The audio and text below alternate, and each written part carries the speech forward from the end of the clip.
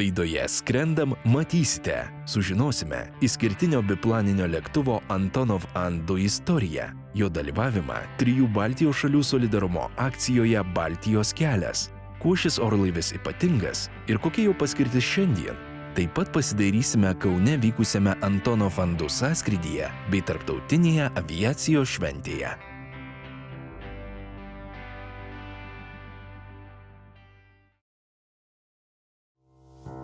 Naikintuvai, bombonešiai, žvalgybiniai lėktuvai ir dar daug kitų paskirčių orlaivių yra naudojami įvairių šalių karo aviacijos pajėgose. 20-ojo amžiaus 4-ojo dešimtmečio pabaigoje Sovietų Sąjungos karo aviacijai vis dar trūko lėktuvų galinčių vykdyti specifines užduotis.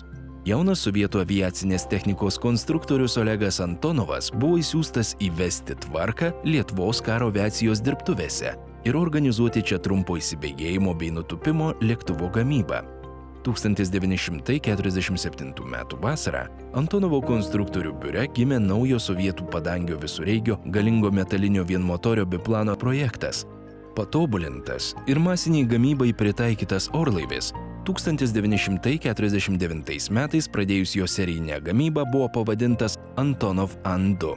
47 metų rugpjūčio 31 dieną pirmą kartą lėktuvas pakilo į orą. Tiesa, jis tuo metu turėjo kitą pavadinimą SH-1, tai yra žemės ūkio pirmasis.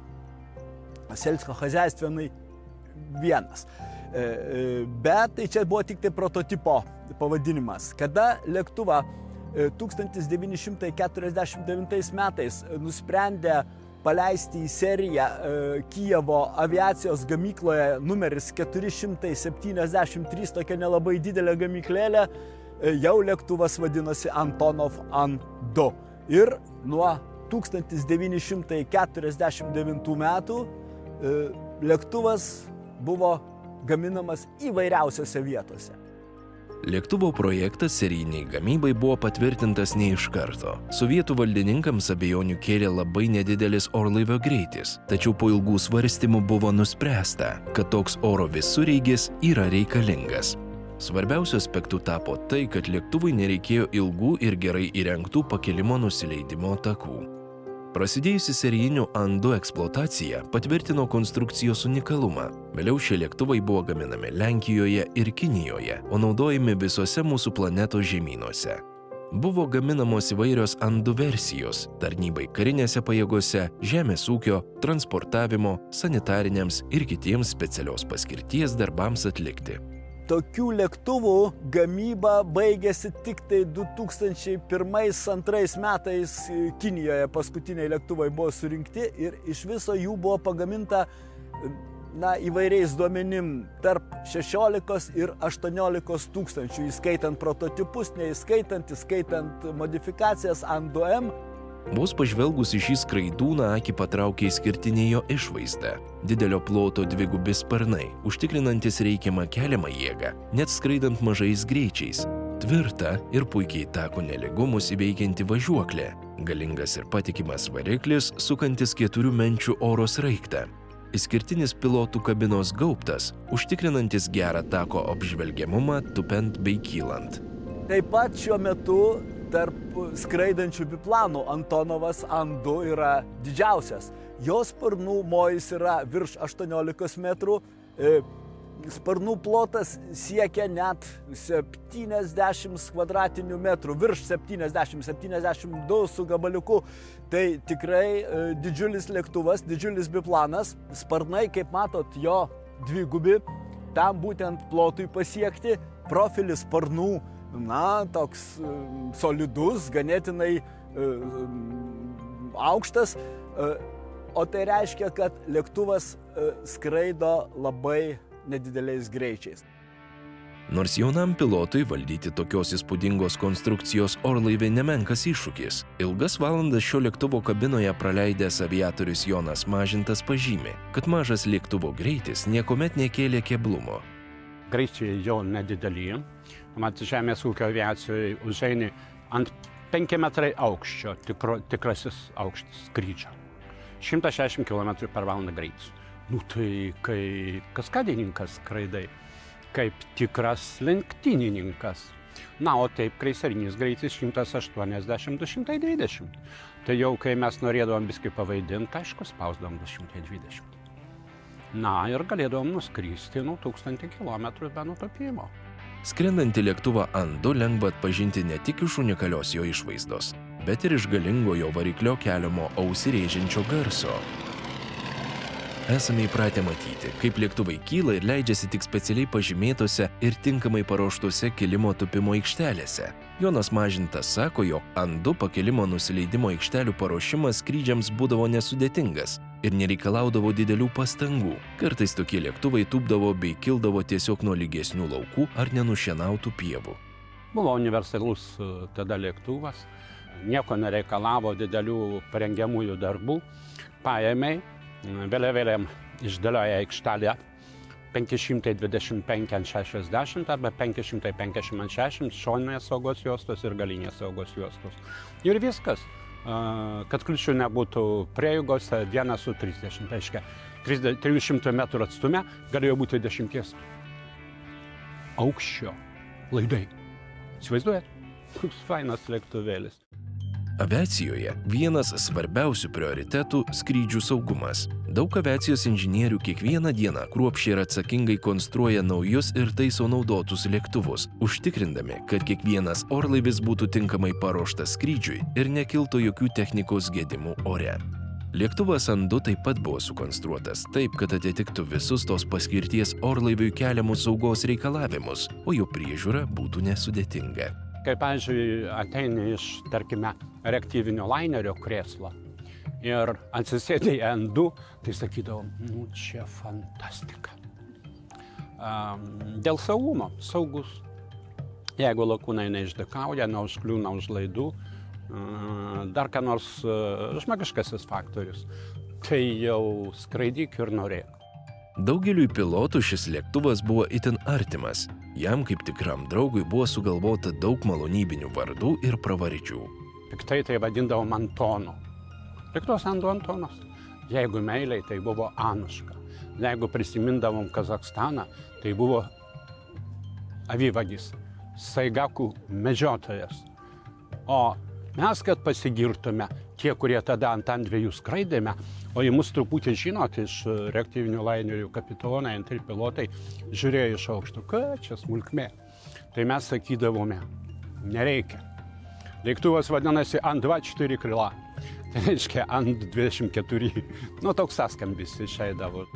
An-2 buvo kuriamas kruopščiai atgalvojant net ir mažiausias detalės. Apie tai byloja šių lėktuvų patikimumas. Net ir šiomis dienomis galima rasti An-2, kurie dangų raižo jau daugiau nei 50 metų. Antonovas sukonstruotas labai su didelė meile.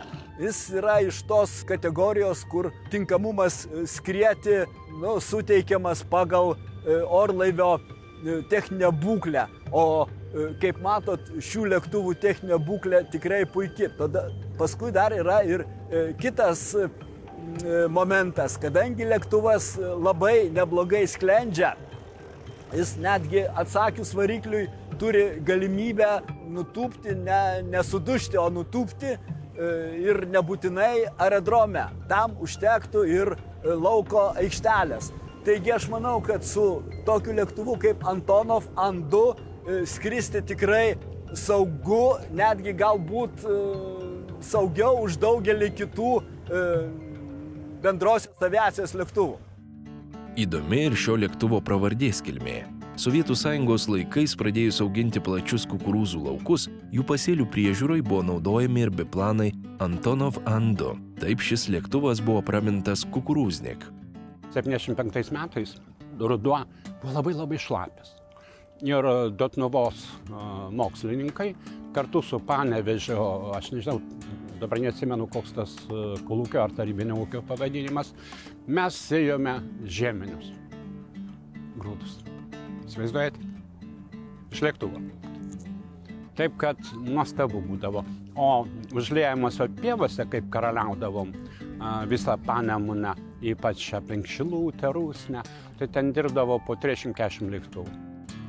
Atliekant įvairių žemės ūkio darbus, tekdavo kilti ir itin ekstremaliomis sąlygomis. Kaltenėnuose, Šilalės rajone, Algis Verdingovas, lėktuvo Andu vadės, paskambino, sako, aikštelė ištižo. Aš atėjau, sakau, ne. Lėktuvas reikalingas, kitur yra darbo. Nu, tai ką paėmėm su traktoriumi, išvilkom į kilimo tupimo taką. Toliau darbininkai su nugarytėm palindo po apatiniais sparnais ir kilimo režimą ir po truputį. Nu ir ką, prabėgo 600 metrų, griovys. Atsiplėšėme. Aš pažiūrėjau Algio kojas, skolgiu, pažiūrėkit, tavo kojas dreba. Jis atsisuko mane, sako, tu pažiūrėk į tavo dreba. Šis pasakojimas patvirtina, kad Antonov Andu yra lyg oro visureigis, sunaudojantis nemažai degalų. Nepaisant šio trūkumo, šis dvisparnis yra pelnęs pasaulinį pripažinimą ir patekęs net į Gineso rekordų knygą. Šie lėktuvai jau fiksuojami Gineso rekordų knygoje kaip ilgiausias skraidantis orlaivis nuo serijinės gamybos pasaulyje. Ir manęs dar buvo toks pokalbis, klausė, kiek da jūsų lėktuvas skraidys. Sakau, dar 20 metų pagal esamus resursus tikrai skraidys. Tai įsivaizduojate, jis yra labai svarbus. Pirma, jis yra biplanas, dvisparnis, tai yra jie labai tvirti, stiprus lėktuvai ir labai patikimi. Jo fiuzeliažas tvirtas ir labai patikimi lėktuvai. Ir jeigu bus kuo remontuoti, ką investuoti į tą lėktuvą, tai skraidys dar tikrai 20 metų. Kukurūznikui pakelti ir nusileisti pakanka 200–250 metrų ilgio pakilimo nusileidimo tako. Palyginus su kitais lėktuvais, Andu gali būti naudojamas ir paprasčiau įrengtose aerodromuose. Takas reikalingas 20 metrų plotis, 400 metrų ilgis. Mūsų aerodromas turi 2 takus, mes labai džiaugiamės, taip išskirtinai turim 2 takus skirtingų krypčių ir vienas 800 metrų, kitas 700 metrų. Mes galim pakilti, nusileist, viskas gerai. Su taku. Tai va, 400 metrų jam pakanka jau čia su visom zonom. O šiaip jisai 200 metrų kyla sustoja. Visą laiką renkasi pilotas gruntinį gerą negu dirbtinį, kadangi didžiulis svoris lėktuvo ir tai yra minkščiau ant gruntinių tupia lėktuvas, jau smūgį kitai priima ir padangas mes saugom, nes jos labai brangios. Taip, kad danga mums geriau gruntinį. Jei lėksotą atskrendam, tai padangos sypia mums širdį skaudant su valkiečiai, žinot.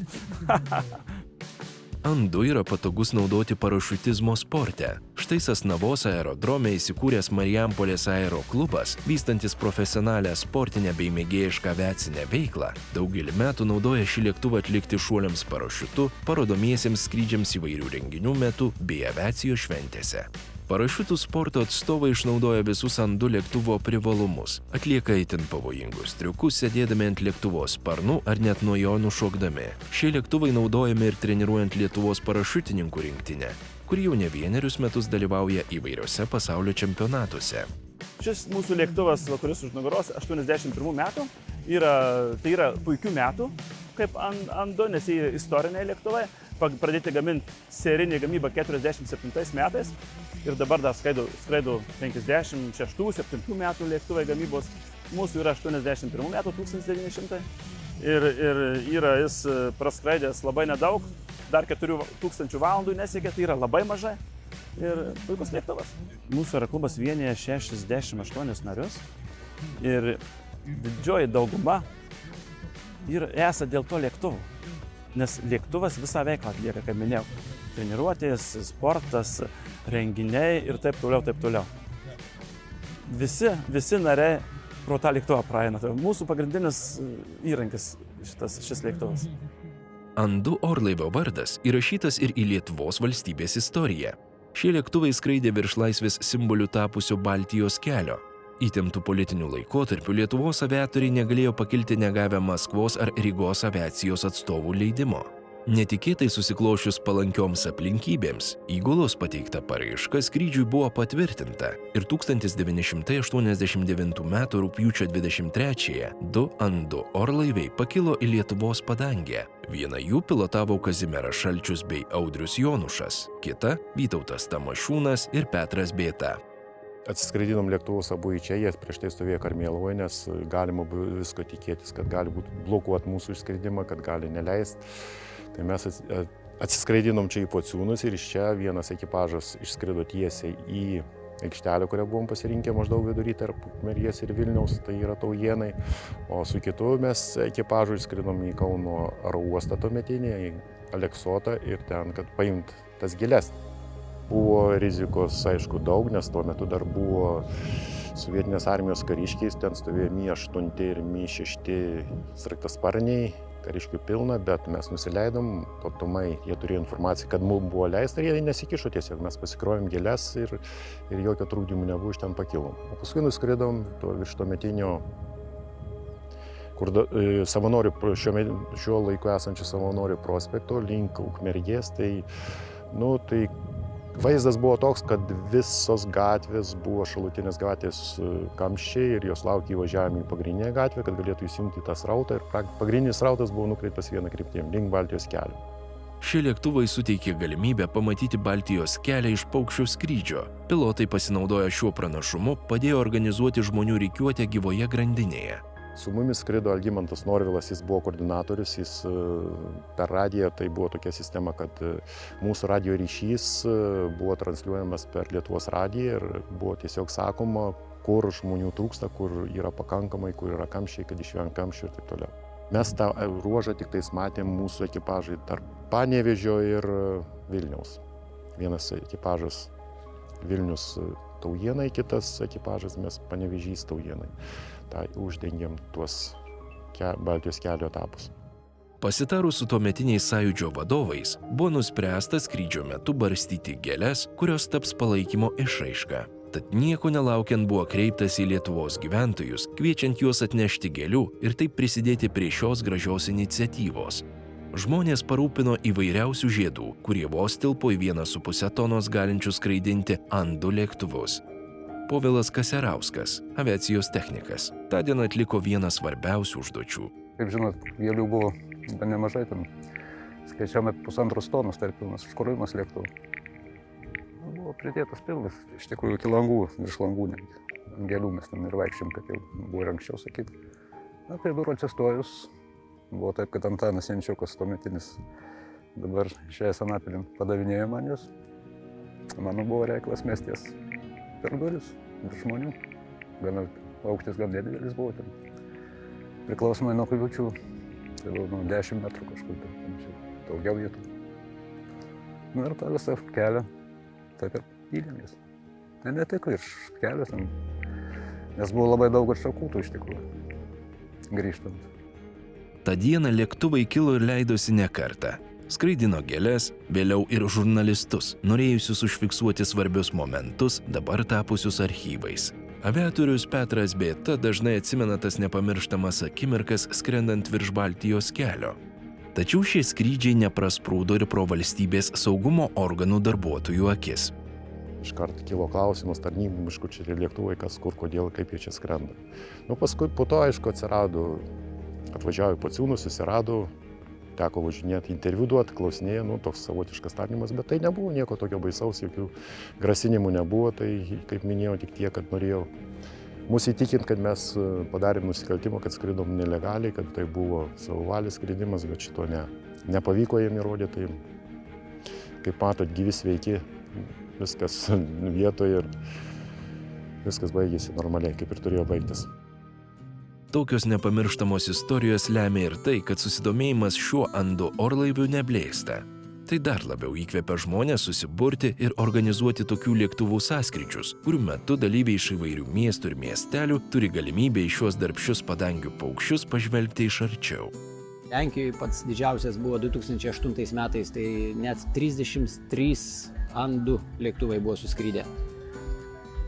Bet tai yra pats didžiausias ir pasaulyje įvykęs sąskrydis. Pas mus yra 9, yra buvę kažkada tai pas mus dar 99 metais sąskrydį, man atrodo, buvo irgi arti 30 tais laikais. Vis mažiau tų lėktuvų lieka, todėl tas sąskrydis gaunasi daugiau numizmatinis, toksai istorinis jau, nes lėktuvai sensta ir tampa istoriniam relikvijom.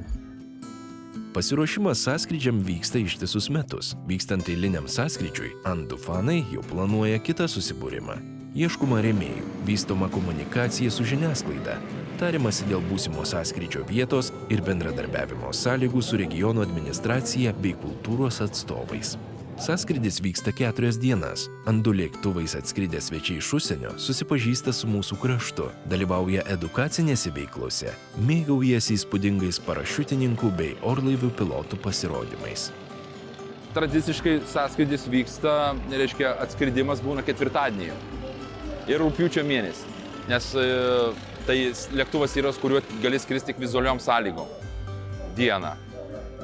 Reikia tam tikrų oro sąlygų ir jeigu sutrukdo kartais lėktuvas, kartais skrendantis iš kažkur tai toliau, turi pablogėjus oro sąlygom, turi tūpt kažkur tai, pernakvot, jeigu nedaskrenda, tai už tai darom mes ketvirtadienį, kad jau penktadienį būtų garantuotas atskridimas, nes per 2 dienas vis tiek kažkaip tai prasimušė atskris. Ir įskridimas sekmadienį. Paprastai yra skrydis, kaip šiandien matė, turbūt skrydis virš miesto, virš tos teritorijos, kur renkamės, kažką tai parodyti iš oro. Yra edukacinė programa kažkokia, tai muziejai ar paplaukiojimai kažkur tai. Įveikti šimtus ar net tūkstančius kilometrų ir dalyvauti sąskrydyje gali tapti iššūkiu, tačiau meilė šiems lėktuvams bei noras susiburti yra daug stipresnis už kylančius sunkumus. Dalyvius vienyje meilė tam lėktuvui, nes, iš tikrųjų, kiti įsimylėję, jeigu pamatytumėt čia, pažiūrėtumėt, iš Švedijos atskridęs žmogus, jisai taip netyčia gausi, kad jisai pardavė savo turėtą lėktuvą, bet jis iškentėjo tik tai mėnesį laiko. Jis po mėnesio laiko kitą nusipirko, pradėjo vėl konstruoti ir sako, žinai, aš pabuvau mėnesį, bet paskui neiškentėjau. O pardavė netyčia, kadangi sumušė rankom, toks žmogelis sąžiningas ir sako, turėjau parduoti, bet jis tuoj pat įsigijo kitą. Tai čia tokia dauguma. Šių metų Andu orlaivių sąskrydis surengtas Aleksote esančiame Dariaus ir Girėno aerodrome kartu su tarptautinė aviacijos švente skirta paminėti Lietuvos aviacijos šimtmetį. Vienas pagrindinių šventės organizatorių, pilotažinės grupės Anbo lakūnas Algimantas Žentelis pastebi, kad tokios aviacijos šventės yra neatsiejama mūsų kultūros dalis.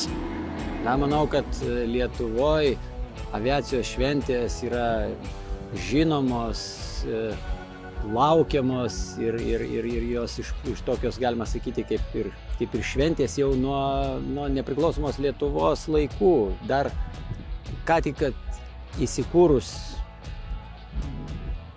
Lietuvos aviacijai, tai yra po nepriklausomybės paskelbimo 19 metais, jau buvo įkurta karo aviacija ir prasidėjo viskas, kas skraidė rusų ar ten vokiečių, prancūzų lėktuvėliais, italų, anglų lėktuvėliais įvairiausiais. Tai visi tie žmonės, specialistai, jie buvo sukviesti ir subėgo į Lietuvą, kad sukurti savo nacionalinę aviaciją. Ir tai įvyko.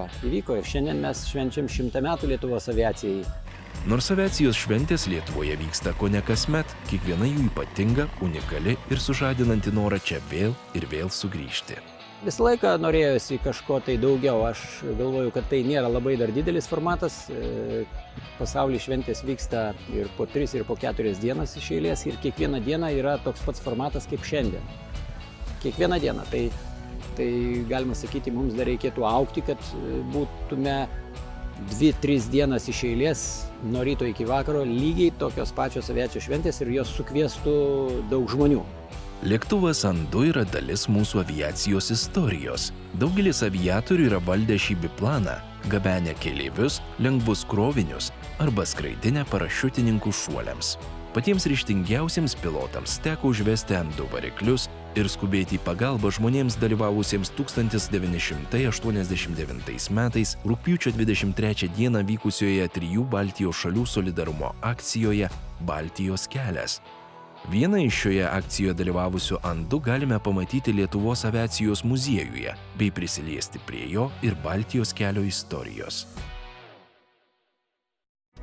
Kitoje laidoje Skrendam matysite aviacijos srityje dirbančias moteris, pasirinkusios pilotės profesiją, sulaužiusios stereotipus, įveikusios kliūtis, jos skrieja ore su didžiausia aistra ir dalinasi įkvepiančiomis istorijomis.